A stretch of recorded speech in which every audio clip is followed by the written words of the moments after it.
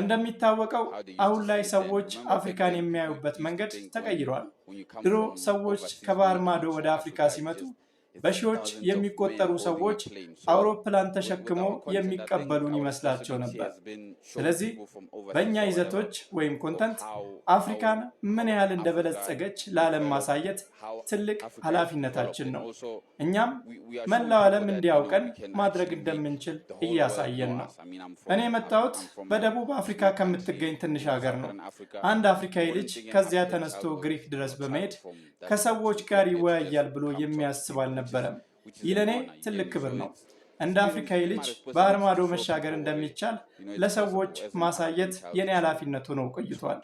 በእኔ ይዘቶች ምክንያት ባህር ማዶ መሻገር ችያለሁ። አፍሪካ ምን ያህል እንደበለጸገች እያሳየው ነው።